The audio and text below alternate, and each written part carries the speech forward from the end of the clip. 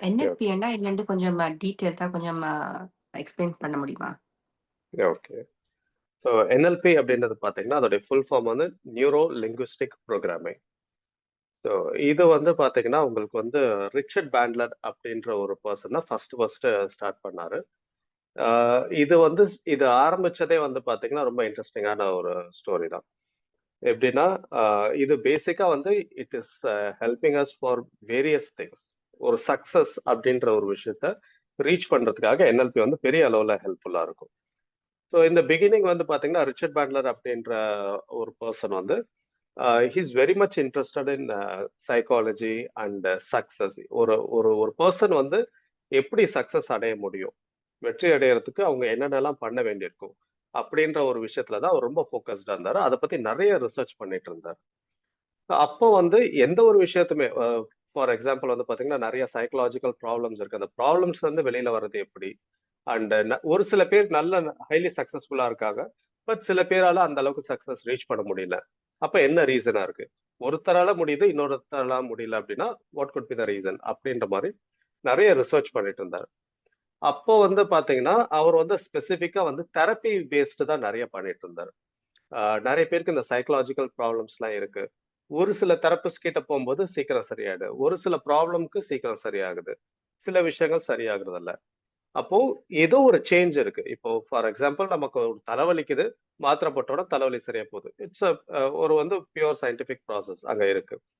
But இது மாரி ஒரு ஃபியர்ல இருக்கிறவங்க, ஏதோ ஒரு மாத்திரை எல்லாம் எதுவும் இல்லாம ஃபியர்ல இருந்து வெளியில வராங்க.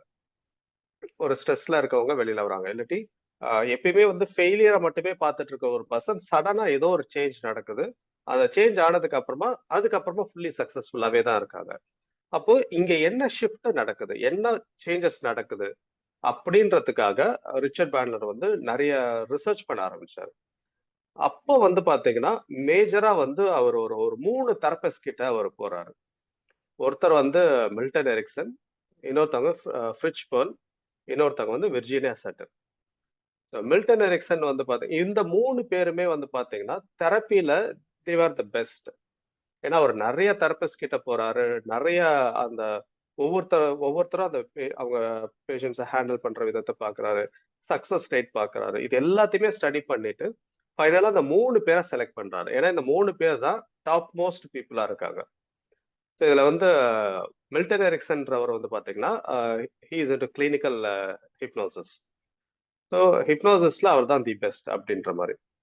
அடுத்து ஃப்ரிட்ஜ் பெர்ல் வந்து பார்த்தீங்கன்னா, கெஸ்டால்ட் தெரப்பி அப்படின்றதுல அவரு பண்றது தான் கெஸ்டால்ட் தெரப்பி, ஃப்ரிட்ஜ் பெர்ல்.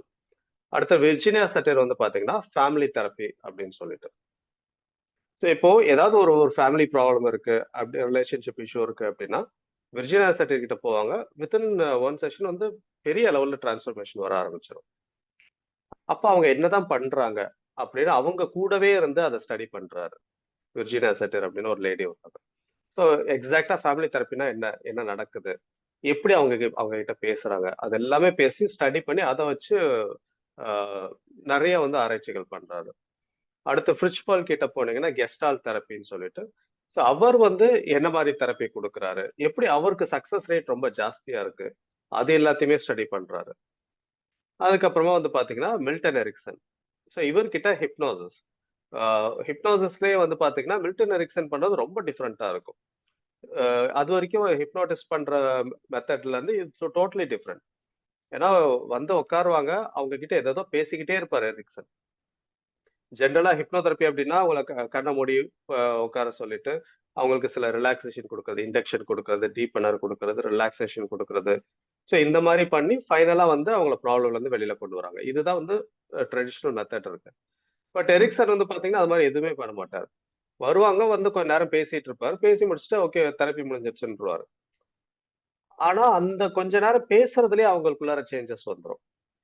அப்ப ம். அது உண்மையிலேயே அங்க என்னதான் நடக்குது? அவர் என்னதான் பண்றாரு? எப்படி அந்த மாரி பேசுறாரு? அப்படின்னு சொல்லிட்டு அத பத்தி ரிசர்ச் பண்றாரு. சோ இது எல்லாமே வந்து ரொம்ப இன்டெப்த்தா ரிசர்ச் பண்ணி, இவங்க எல்லாருடைய சக்சஸ் பேட்டர்னும் என்னன்றத அப்படியே எக்ஸ்ட்ராக்ட் பண்றாரு. எக்ஸ்ட்ராக்ட் பண்ணி, அத வந்து ஒரு கம்ப்ளீட் ஒரு சிஸ்டமா கொண்டு வராரு. அதுக்கு பேர் தான் நியூரோ லிங்குவிஸ்டிக் புரோகிராமிங் அப்படின்றது. இவர் வொர்க் பண்ணும்போது இதுல இந்த ம். ரிசர்ச் இந்த ரிசர்ச்ல அவர் ஒர்க் பண்ணிட்டு இருக்கும்போது அவரோட ஜான் கிரிண்டர் அப்படின்ற ஒரு லிங்குவிஸ்டிக் ப்ரொஃபஸரும் ஜாயின் பண்றாரு. ஸோ அவங்க அந்த லாங்குவேஜ் ரிலேட்டடான விஷயங்கள்ல ஜான் கிரிண்டர் வந்து அவர் வந்து பெரிய ஆள் அதுல. ஸோ ஃபைனலா Richard Bandler and John grinder இவங்க 2 பேரும் சேர்ந்து தான் இந்த நியூரோ லிங்குவிஸ்டிக் ப்ரோக்ராமிங் அப்படின்ற ஒரு கான்செப்டை உருவாக்குறாங்க. இதுல வந்து ஃபுல்லா வந்து பாத்தீங்கன்னா ஹண்ட்ரட்ஸ் ஆஃப் சைக்கலாஜிக்கல் டெக்னிக்ஸ் இருக்கும். வேரியஸ் டெக்னிக்ஸ் இருக்கும். பேசிக்கா ஒரு விஷயம் என்னன்னா, ஒரு பர்சன் நல்ல சக்சஸ்ஃபுல்லா இருக்காருன்னா, அந்த சக்சஸ அப்படியே வந்து ரீப்ரொடியூஸ் பண்ண முடியும். ஒருத்தர் என்ன பண்றாங்களோ, அத அப்படியே மாடல் பண்ணி இன்னொருத்தரால அத செய்ய வைக்க முடியும் அப்படின்றது. அண்ட் லாங்குவேஜ் பேட்டர்ன்ஸ்ல ஒரு சில ஸ்பெசிபிக் லாங்குவேஜஸ் யூஸ் பண்ணும்போது மைண்ட்ல சேஞ்சஸ் வருது. அது மூலமா சடனா என்ன நிறைய ஷிஃப்ட் நடக்குது. ஸோ இதெல்லாமே வந்து அவங்க கண்டுபிடிச்சு, அத பேஸ் பண்ணி ஒரு செட் ஆஃப் டெக்னிக்ஸ் மாரி குடுக்குறாங்க. ஸோ அப்ப இந்த NLP is full of techniques. Various psychological techniques அந்த மாதிரி தான். ஸோ இதுதான் என்எல்பி அப்படின்றது. இது வந்து சைக்கலாஜிக்கல் ப்ராப்ளம்ஸ்ல இருந்து வெளியில வரதுக்கும் ஹெல்ப்ஃபுல்லா இருக்கும். அட் த சேம் டைம் நிறைய சக்சஸ் ரீச் பண்ணணும், நிறைய பல விஷயங்களை வெற்றி அடையணும் அப்படின்ற போது அதுக்கும் நம்ம வந்து பல விதங்கள்ல இதை யூஸ் பண்ணிக்கலாம். ஸோ இது மேஜரா இந்த விஷயங்களுக்கு என்எல்பின்றது யூஸ் ஆகும். ஸோ இதுல வேரியஸ் டெக்னிக்ஸ் இருக்குது. பட் இப்ப இருக்கிற மெஜாரிட்டி ஆஃப் த பீப்புள் இப்போ always want attract money, wealth. அப்ப இதுக்கு என்ன மாதிரியான techniques or programmings you can do? So இதுல வந்து பாத்தீங்க அப்படின்னா உங்களுக்கு ஸ்பெசிஃபிக்கா வந்து மணி அட்ராக்ஷனுக்கு வந்து நம்ம நிறைய டெக்னிக்ஸ் அதை யூஸ் பண்ணலாம். ஃபர்ஸ்ட் திங் வந்து பாத்தீங்கன்னா என்எல்பில வெல் ஃபார்ம்ட் அவுட்கம் அப்படின்னு சொல்லிட்டு ஒரு கான்செப்ட் இருக்கு. ஸோ இந்த வெல் ஃபார்ம்ட் அவுட்கம்ல என்ன பண்ணுவாங்க அப்படின்னா உங்களுக்கு எக்ஸாக்டா என்ன வேணும், அது எண்ட் ரிசல்ட்ல உங்களுக்கு என்ன தேவைப்படுது அப்படின்றத உங்களுக்கு நிறைய அது ஒரு பெரிய கொஸ்டினிங் ஃபில்டரிங் ப்ராசஸ் எல்லாமே இருக்கும். ஸோ அது எல்லாமே தாண்டி அதில் நிறைய எக்ஸசைஸ் இந்த என்எல்பி ஃபுல்லாகவே வந்து பார்த்தீங்கன்னா நீங்கள் செல்ஃபாக பண்ணிக்கக்கூடிய எக்ஸசைஸ் தான் நிறையா இருக்கும். ரைட்டிங் ஒர்க்கும் இருக்கும் அண்ட் மென்டல் ஒர்க், விஷுவலைசேஷன் இது எல்லாமே கூட அதில் இருக்கும். ஸோ அது பண்ணும்போது அந்த வெல் ஃபார்ம்ட் அவுட்கம் மூலமா உங்களுக்கு எக்ஸாக்டா உங்களுக்கு என்ன ஒரு கிளாரிட்டி கிடைக்கும் உங்களுக்கு. ஸோ அதுக்கப்புறமா வந்து பார்த்தீங்கன்னா உங்களுக்கு வந்து மெட்டா மாடல் அப்படின்னு சொல்லிட்டு அந்த மெட்டா மாடல்ல வந்து நீங்க இப்போ வெல்த் பத்தி உங்களுக்கு மைண்ட்ல என்னென்ன பிளாக்ஸ் இருக்கு அப்படின்றத ஐடென்டிஃபை பண்ணலாம். சே ஃபார் எக்ஸாம்பிள் வந்து இப்போ வெல்த் என்னால வந்து அட்ராக்ட் பண்ணவே முடியல, பணம் வரவே இல்லை, ஏன் என்ன அப்படின்னு கேட்கும்போது உங்களுக்கு வந்து மேபி உங்களுடைய பேரண்ட்ஸ் வந்து சின்ன வயசுல இருந்தே ஏதோ ஒரு விஷயத்த சொல்லி சொல்லி வளர்த்துருக்கலாம். நிறைய வந்து பாத்தீங்கன்னா இப்போ வந்து பணம்னாலே வந்து கெட்டது, நிறைய பணம் இருந்தா நம்ம கெட்டவங்களா மாறிடுவோம், இல்லாட்டி நம்ம நிறைய பணம் தான் மத்தவங்க நம்ம கிட்ட தான் அதை பறிச்சுக்க பார்ப்பாங்க. இந்த மாதிரி நிறைய பிலீஃப் வந்து நமக்குள்ளார இருக்கும், செல்ஃப் லிமிட்டிங் பிலீஃப் அப்படின்னு சொல்லுவோம். அப்போ இது சின்ன வயசுல இருந்தே நம்ம கேட்டு கேட்டு வளர்ந்துருந்தோம் அப்படின்னா இந்த பிலீஃப் வந்து உங்களை வந்து மணி அட்ராக்ட் பண்ணவே விடாது. அது மணி பிளாக்ஸ் மாதிரி உள்ள இருக்கும். ஓகே, நம்ம வந்து சொல்லுவோம் இல்ல எனக்கு அந்த மாதிரிலாம் இல்ல, ஐ லவ் மணி அப்படின்னு நம்ம சொல்லுவோம். ஆனா உள்ளுக்குள்ளர நமக்கு ஏதோ ஒரு பிளாக் இருந்துகிட்டே இருக்கும். அந்த பிளாக் வந்து நம்மள என்னதான் நம்ம ஹார்ட் ஒர்க் பண்ணாலும் அந்த பிளாக் வந்து நம்மள ஏர்ன் பண்ணவே விடாது. நிறைய சில பேருக்குலாம் வந்து பாத்தீங்கன்னா ஒரு பெரிய ப்ராஜெக்ட்லாம் வந்து கை வர மாதிரி இருக்கும், ஃபைனல் ஸ்டேஜ்ல அது தள்ளி போயிடும். திருப்பி ஏதோ நிறைய ஏர்ன் பண்ற மாதிரி வருவாங்க, ஃபைனல் ஸ்டேஜ்ல அது மிஸ் ஆயிடும். அண்ட் ரெகுலரா இன்கம் வந்துட்டு இருக்கிற மாதிரி இருக்கும், திடீர்னு ஸ்டாப் ஆயிடும். இப்ப ஏன்னா இதெல்லாம் நல்லா தானே வந்துட்டு இருந்துச்சு, ஏன் சடனா அப்படி ஸ்டாப் ஆகுது அப்படின்னு பார்க்கும்போது அவங்களுக்குள்ள இருக்கிற மணி பிளாக்ஸ், மணி ரிலேட்டடான சில செல்ஃப் லிமிட்டிங் பிலீஃப் இருக்கும். சொன்ன மாதிரி பணம் ஜாஸ்தியா வர ஆரம்பிக்கவும் அவங்களுக்குள்ள இருக்கிற அந்த ஒரு ஃபியர் வந்து அவங்கள அறியாமலே ட்ரிகர் ஆயிடும். ஒன்ஸ் அது ட்ரிகர் ஆயிடுச்சு அப்படின்னா அவங்கள அறியாமலே அடுத்த அந்த சபடேஜ் பண்ணிடுவாங்க. அடுத்தடுத்த சான்ஸ் அவங்கள அறியாமலே அது நடக்கும். ஏன்னா ஒன்ஸ் உங்க மைண்ட் வந்து ஒரு விஷயத்த வந்து அக்செப்ட் பண்ணிக்கல அப்படின்னா அது நீங்க எவ்வளவு ட்ரை பண்ணாலும் நடக்காது. இப்போ மணி விஷயத்துல வந்து நீங்க நிறைய ஏர்ன் பண்ணணும்னு ஆசைப்படுறீங்க, எல்லாமே இதை செய்யணும் அதை செய்யணும்னு பெரிய ஆசைகள்லாம் இருக்கும். ஆனா சப்கான்சியஸ் லெவல்ல உங்களுக்கு மணி மேல சில ஃபியர் இருக்குன்னு வைங்க. நிறைய பேருக்கு வந்து பாத்தீங்கன்னா பணத்தை பத்தின பயம் இருக்கும். இப்போ இந்த மாதிரி பேரண்ட்ஸ் சொன்ன விஷயங்கள்ல இருந்து, இல்லாட்டி நிறைய பணம் சம்பாதிச்சு அப்புறம் டாக்ஸ் ப்ராப்ளம் வரும், இல்லைன்னா நிறைய பணம் சம்பாதிச்சா மத்தவங்க எல்லாம் பார்த்து கண்ணு வச்சிருவாங்க, திருஷ்டி பட்டுடும், இல்லைன்னா நிறைய சம்பாதிச்சோம் அப்படின்னா நம்மளுடைய கேரக்டரே மாறிடும், நம்ம கெட்டவங்களா மாறிடுவோம், செல்ஃபிஷா மாறிடுவோம். ஸோ இந்த மாதிரியான பிலீஃப் சிஸ்டம் வந்து நிறைய பேருக்கு இருக்கும். அப்போ அந்த பிலீஃப் சிஸ்டம் எல்லாம் இருக்கிற வரைக்கும் நீங்க எவ்வளவுதான் முயற்சி பண்ணாலும் பணம் சம்பாதிக்க முடியாது. ம். ஃபர்ஸ்ட் அண்ட் ஃபார்மோஸ்ட் திங் அந்த பிலீஃப் சிஸ்டத்துல ஒர்க் பண்ணணும். ஸோ ஒன் பை ஒன் அந்த என்னென்ன பிலீஃப் சிஸ்டம் இருக்கு அப்படின்னு ஐடென்டிஃபை பண்றதுக்கு NLP டெக்னிக்ஸ் ஹெல்ப் பண்ணும். இந்த ம். உங்களை நிறைய ஃபில்டரிங் ப்ராசஸ்லாம் பண்ணி நீங்க சில விஷயங்களை எழுதுற மாதிரி இருக்கும். ஸோ அதெல்லாம் பண்ணும்போது ஓகே இது these are your limiting belief or money blocks அப்படின்றத ஐடென்டிஃபை பண்ணதுக்கு அப்புறமா அதுல ஒவ்வொன்றா ஒர்க் பண்ண ஆரம்பிப்போம். இப்போ ம். சே ஃபார் எக்ஸாம்பிள் வந்து பாத்தீங்கன்னா, இப்போ பணம் சம்பாதிக்க ஆரம்பிச்சிட்டோம் அப்படின்னா, அதுக்கப்புறமா வந்து மத்தவங்களுக்கு நம்மள பிடிக்காம போயிடும். People will start hating me.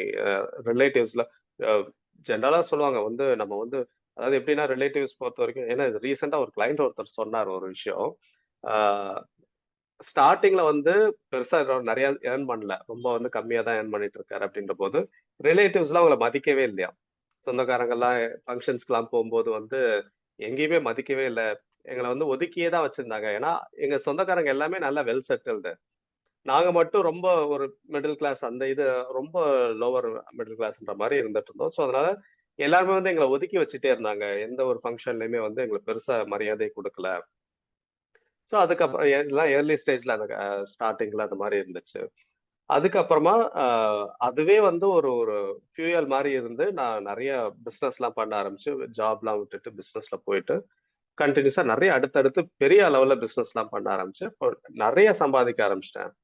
So அதுக்கப்புறமா வந்து பார்த்தீங்கன்னா, அ ஃபேமிலி ஃபங்ஷன்ஸ் அந்த மாரி போம்போதெல்லாம் வந்து ஒரு மரியாதைன்றது இருந்துட்டு இருந்துச்சு. ஆனா, அதுலயும் வந்து பார்த்தீங்கன்னா, மேலோட்டமா பார்க்கும்போது ஒரு மரியாதை குடுக்குற மாரி தான் தெரியுது. பட் இன்னொருத்தர் மூலமா தெரிய வந்தது என்னன்னா, எல்லாருக்குமே வந்து பயங்கர பொறாமையா இருக்கு. நமக்கு கீழ இருந்தவன் நம்மளுக்கு மேல போயிட்டானே அப்படின்னு சொல்லிட்டு அவங்க அவங்க பார்க்கும்போதே ஒரு மாரி ரொம்ப க்ளோஸ் ரிலேட்டிவ்ஸ் எல்லாமே ஒரு மாரி வயித்தெரிச்சல் படுறாங்க. ரொம்ப ஜெலஸ் ஆறாங்க. அதுவரைக்கும் எங்கள மதிக்காம பேசாம இருந்தவங்க, இப்போ எங்கள பார்த்து பொறாமப்பட்டுட்டு பேசாம இருக்காங்க. அதுவரைக்கும் மதிக்காம ரொம்ப கீழ பார்த்து எங்கள பத்தி தப்பு தப்பா பேசிட்டு இருந்தவங்க. இவன் எதுக்குமே லாயக்கு இல்ல. ஒண்ணுத்துக்கும் உதவாதவன். அதனால தான் இப்படி இருக்கா.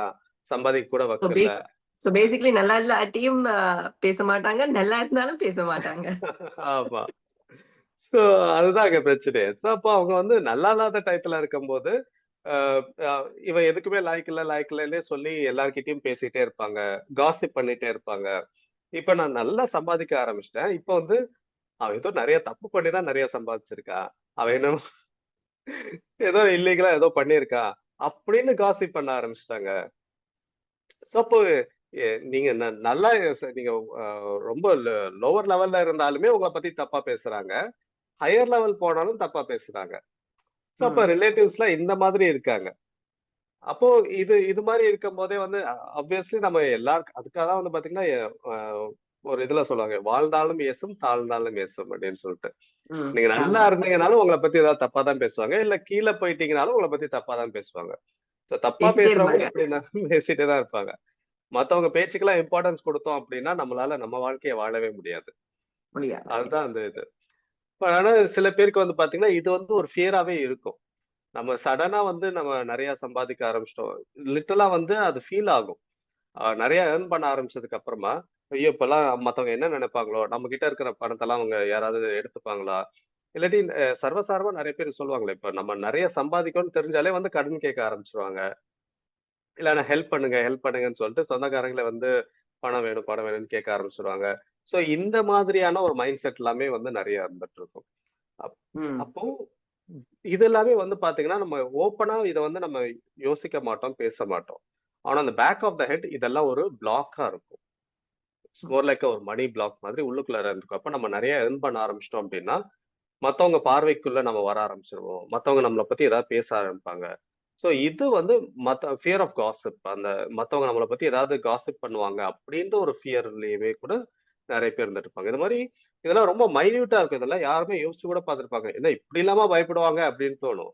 பட் ஆனா நான் நெறைய Yeah. கிளையண்ட்ஸ் பார்க்கிறேன். அதனால இதெல்லாமே இட் இஸ் பிராக்டிகல். இது எல்லாமே இருக்கு. நெறைய பேருக்கு இந்த ஃபியர் எல்லாமே இருக்கு. நம்ம நெறைய ஏர்ன் பண்ண ஆரம்பிச்சோம்னா, மத்தவங்க என்ன நெனைப்பாங்க? அப்படின்ற ஒரு ஃபியர்லாம் இருந்துட்டு இருக்கு. ரிலேட்டிவ்ஸ நம்மள எப்படி பார்ப்பாங்க? இல்லாட்டி நம்மகிட்ட நெறைய கடன் கேட்பாங்க. இல்லாட்டி ஹெல்ப்ன்னு வந்து நிப்பாங்க. வேணான்னும் சொல்ல முடியாது. சோ அப்போ மத்தவங்க கிட்ட நமக்கு இருக்கிற பணத்தை காட்ட முடியாது அப்படின்ற ஒரு ஒரு பிளாக்கே வந்து அவங்கள பெருசா ஏர்ன் பண்ண விடாமலே தடுக்கும். ம். இந்த மாதிரியான மணி பிளாக்ஸ் எல்லாம் முக்காவாசி அந்த மணி அட்ராக்ஷனுக்கு ஒரு மேஜரான ஒரு ஹிண்ட்ரன்ஸே வந்து பாத்தீங்கன்னா இந்த மாதிரி இருக்கக்கூடிய மணி பிளாக்ஸ் தான். But இந்த how மாதிரி do you know in block the blocks? How do you know இந்த blocks நம்மள்ட்ட இருக்குதுண்டு? How can you find that out? இது வந்து செல்ஃபா கண்டுபிடிக்கிறது கொஞ்சம் கஷ்டம். பட் ஆனா நம்ம வந்து ஒரு சில ரைட்டிங் ஒர்க் மாதிரி பண்ணலாம். சைக்காலஜிக்கல் டெக்னிக்ஸ், NLPலயே கூட நிறைய டெக்னிக்ஸ் இருக்கு. பேசிக்கா வந்து பாத்தீங்கன்னா, இப்ப நான் சொன்ன இந்த பிளாக்ஸ் எல்லாமே அவங்கள நான் ஹிப்னாட்டிக் ஸ்டேட்டுக்கு கொண்டு போயிட்டு நான் ஐடென்டிஃபை பண்ண பிளாக்ஸ். ஓகே. ஸோ சப்கான்ஷியஸ்குள்ளர இருக்கிற பிளாக்ஸ். ஸோ அது ம். எல்லாருமே வந்து ஹிப்னோசிஸ் மூலமா தான் அதை கண்டுபிடிக்கணும் அப்படின்ற அவசியம் கிடையாது. NLP டெக்னிக்ஸ் மூலமாவோ, இல்லாட்டி சைக்காலஜிக்கல் டெக்னிக்ஸ் மூலமாவோ கூட அதை பண்ணிக்கலாம். இப்போ ஒரு சின்ன ஒரு ஒரு எக்ஸசைஸ் மட்டும் குடுக்குறேன். அது எல்லாருமே ட்ரை பண்ணி பார்க்கலாம். ம். இப்போ ஃபார் எக்ஸாம்பிள் வந்து பாத்தீங்கன்னா, ஜஸ்ட் ஒரு பென் அண்ட் பேப்பர் எடுத்துட்டு, உங்களுக்கு மணி பத்தின பிலீஃப் என்னென்ன இருக்கு? மணி அப்படின்ன உடனே உங்களுக்கு என்னென்னலாம் தோணுது? மணி பத்தின போத் பாசிட்டிவ் அண்ட் நெகட்டிவ். உங்களுக்கு என்னென்னலாம் தோணுதோ, அது எல்லாமே வரிசையா எழுதிக்கிட்டே வரணும். ஒரு பாயிண்ட் பை பாயிண்ட்டா எழுதிட்டே வாங்க. பாயிண்ட் பை ம். பாயிண்ட்டா ம். மணி பத்தி உங்களுடைய தாட்ஸ் என்ன? ம். பணம் சொல்லும்போது என்னென்ன தாட்ஸ்ல வருது? அது வந்து மினிமம் ஒரு 20 தாட்ஸ் இருக்கணும். மினிமம். ம். ம். அதுக்கு லெஸ் தென் இருக்கவே கூடாது. சோ பணத்த பத்தி உங்களுடைய எண்ணங்கள் அது எல்லாமே ஒன் பை ஒன்னா எழுதிக்கிட்டே வரணும். சோ பணம் ம். இருந்தா நான் ரொம்ப சந்தோஷமா இருப்பேன். இது எல்லாமே வந்து ஜெனரலைஸ்டானது. இன்னும் ஸ்பெசிஃபிக்கா சொல்லணும். சோ பணம் வந்துச்சுன்னா இதெல்லாம் செய்வேன் அப்படின்னலாம் பாசிட்டிவான விஷயங்கள். நெகட்டிவான விஷயங்கள் உங்களுக்கு பணத்த பத்தின பயம் என்னென்ன இருக்கு? எப்படியோ சோ நெகட்டிவான உங்களுக்கு விஷயமும் இருக்கும். ஆமா. கண்டிப்பா ம். இருக்கும். சோ இப்போ கண்டிப்பா வந்து இருக்கும். நிச்சயமா எல்லாருக்குமே அது வந்து இருக்கும். சோ இப்போ என் மிகப்பெரிய கோடீஸ்வரர்கள் எடுத்துக்கிட்டாலுமே கூட நெகட்டிவான சில தாட்ஸும் இருக்கும். மணி பத்தி. பட் என்னன்னா, உங்களுக்கு நெகட்டிவ விட பாசிட்டிவா அதிகமா வச்சுக்கிறாங்க. நெகட்டிவ் வந்து ஒரு ஒரு அ ஒரு கண்ட்ரோல்ல வச்சுட்டு இருப்பாங்க. யா. அதனால அவங்களால இன்னும் ஏர்ன் பண்ண முடியும். சோ, ம். நம்ம இது வந்து மணி பத்தின எல்லா தாட்ஸுமே முதல்ல எடுத்துட்டு, அதுக்கப்புறம் ஸ்பெசிஃபிக்கா மணி பத்தின ஃபியர் என்னென்ன இருக்குன்றத தனியா எடுத்து எழுதணும்.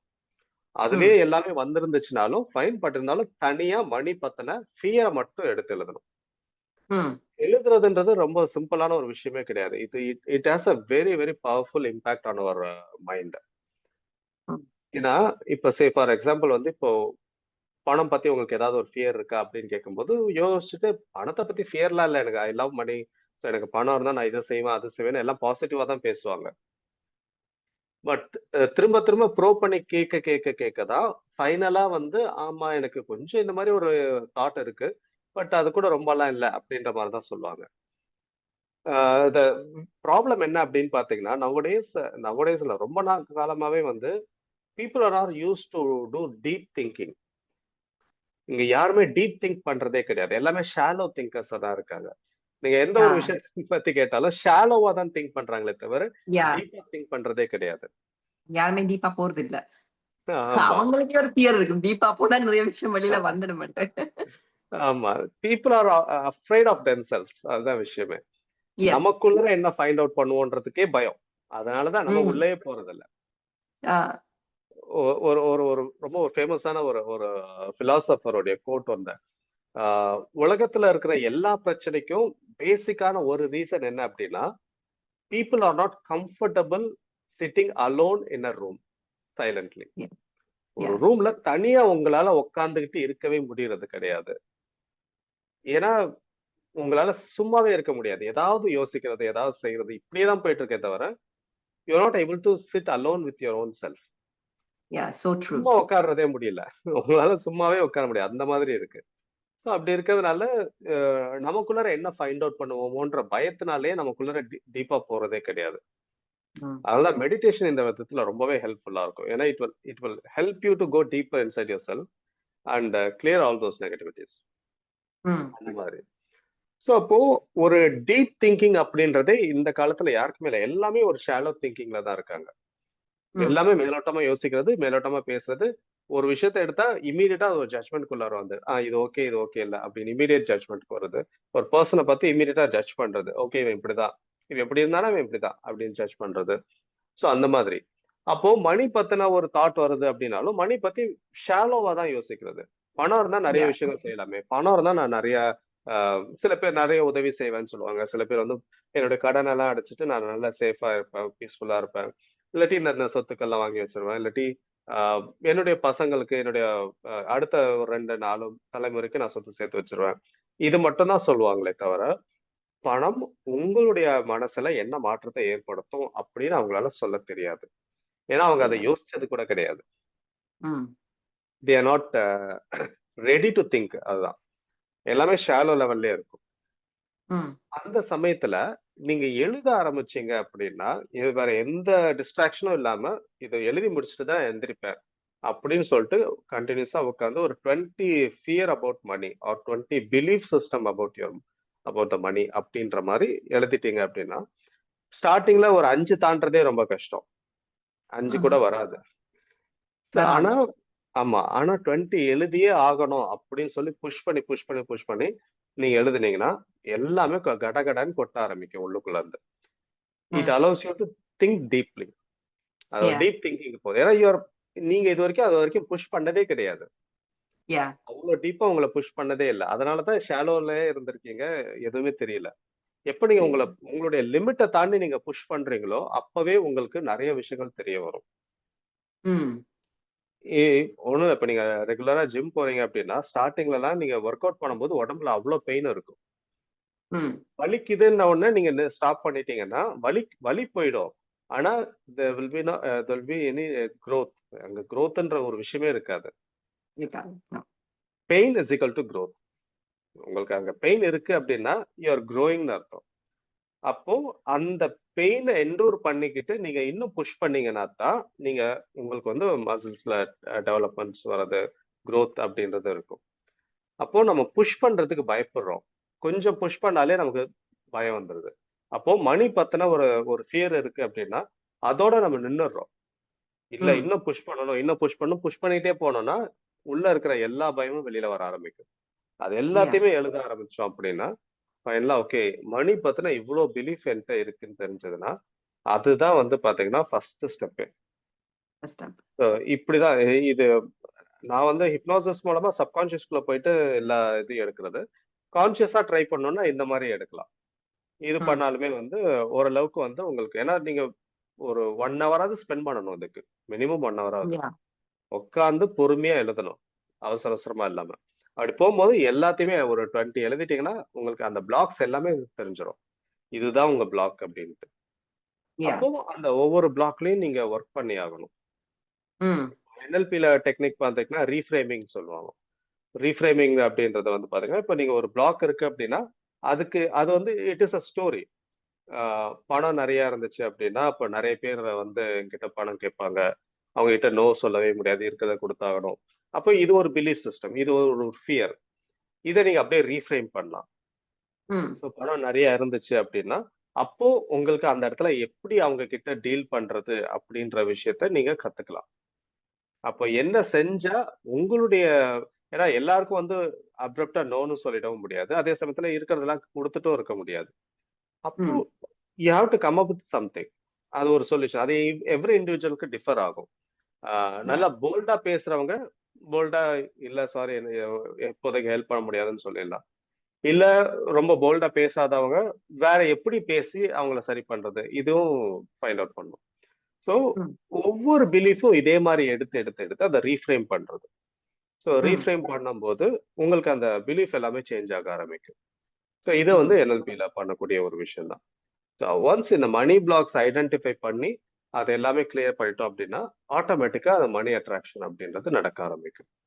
So Mm. NLP உங்களுக்கு லிட்டரலா வந்து உங்களுடைய மைண்ட் அப்படியே கசக்கி புழிஞ்சு ஒரு ஒரு ஒரு ரிசல்ட் குடுக்குறது அப்படின்றது NLP நெறைய டெக்னிக்ஸ் ஹண்ட்ரட்ஸ் ஆஃப் டெக்னிக்ஸ் இருக்கு உள்ளுக்குள்ளார. எல்லாமே வந்து Mm. பாத்தீங்கன்னா, டாப் மோஸ்ட் சைக்காலஜிக்கல் டெக்னிக்ஸ். பவர்ஃபுல்லா வேலை Yeah. செய்யும். Yeah. பட் இது வந்து கூட செல்ஃபா பண்றத விட, உங்கள மாரி ஒரு எக்ஸ்பர்ட்டோட கைடன்ஸோட பண்ணா இன்னும் ரிசல்ட்ஸ் வந்து ம். you Yeah. can see the results like 100% right away. But self panna konjam time ed. Like I don't think you can do it right by yourself alone. And then Correct. you need that push and the guidance, and someone Yes. like you will definitely get that out. Yeah, it's more like learning to ride a bicycle. சின்ன வயசுல நம்ம Yeah. Cycle ஓட்டி பழகிருப்போம். சில பேர் அவங்களாவே cycle எடுத்துட்டு ஓட்டி ஓட்டி ஓட்டி ஓட்டி ஓட்டி பழகிடுவாங்க. ஆஹ் ஒரு சில பேர்லாம் ஒரு 1 or 2 டேஸ்லயே கத்துப்பாங்க. சில பேர் ஒரு 1 வீக்ல கத்துப்பாங்க. அவங்களே ஓட்டி பார்ப்பாங்க, கீழே விழுவாங்க, திருப்பி எந்திரிப்பாங்க, ஓட்டி பார்ப்பாங்க, கீழே விழுவாங்க. அப்படி விழுந்து விழுந்து கத்துப்பாங்க. இது இன்னும் சில பேர்லாம் வந்து பாத்தீங்கன்னா, அவங்க அப்பாவோ, அண்ணனோ, இல்ல ஃப்ரெண்டோ கூட இருந்து கைட் பண்ணிட்டே வருவான். ஸோ அப்போ Yeah. பேக்ல வந்து சைக்கிள புடிச்சுட்டே வருவான். அவன் பெடல் போட்டுட்டே வருவான். ஓரளவுக்கு பெடலிங் நல்லா வந்ததுக்கு அப்புறமா மெதுவா கைய எடுத்துருவான். அதுக்கப்புறம் அவங்களாவே ஓட்ட ஆரம்பிச்சுருவாங்க. அப்ப Yeah. என்ன Yeah. டிஃபரன்ஸ் அப்படின்னா, நீங்களா ஓட்ட கத்துக்கும்போது நெறைய அடி வாங்கணும். நெறைய Mm. அடி வாங்கி தான் கத்துக்க முடியும். ஒரு கைடன்ஸோட பண்ணும்போது அடி கம்மியா இருக்கும். அவ்வளவுதான் கம்மியா இருக்கு. டிஃபரன்ஸ். இப்ப இந்த மாதிரி டெக்னிக்ஸ் எல்லாமே நீங்களாவும் பண்ணிக்கலாம். தாராளமா techniques hundreds of techniques available just like that in online. எல்லாமே பண்ணலாம். பட் ஆனா நீங்களா பண்ணும்போது அதுல நெறைய தவறுகள் வரும். மிஸ்டேக்ஸ் நடக்கும். நெறைய திரும்ப திரும்ப அடி வாங்கணும். அதுக்கப்புறம் தான் ஓரளவுக்கு ரிசல்ட் வரும். ஒரு மென்டார் வச்சு பண்ணும்போது அந்த அடி வந்து உங்களுக்கு கம்மியாகும். மிஸ்டேக்ஸ் கண்டிப்பா நடக்கும் எப்படி இருந்தாலும். பட் கம்பேரிட்டிவ்லி இதுல ஒரு ஒரு 10 தடவ நீங்க மிஸ்டேக் பண்றீங்கன்னா, அதுல ஒரு 5 தடவ தான் பண்ற மாரி இருக்கும். So Yeah. அந்த மாதிரி Yeah. இருக்கும். சீக்கிரம் ரிசல்ட் வந்து பாதிக்கு பாதி சீக்கிரம் கிடைக்க ஆரம்பிச்சிடும். Yeah. Yeah. Thank you, sir. This is very informative session. Definitely, I would recommend finding an expert to guide. உங்களை மாதிரி எக்ஸ்பர்ட் கைட் பண்ணா நீங்க சொன்ன மாதிரி சீக்கிரமாவே ரிசல்ட் பார்க்கலாம் instead of doing it by yourself. But this is an amazing technique. I'm sure I'm going to try this tonight. Sure. பண்ணுங்க. Thank you, sir.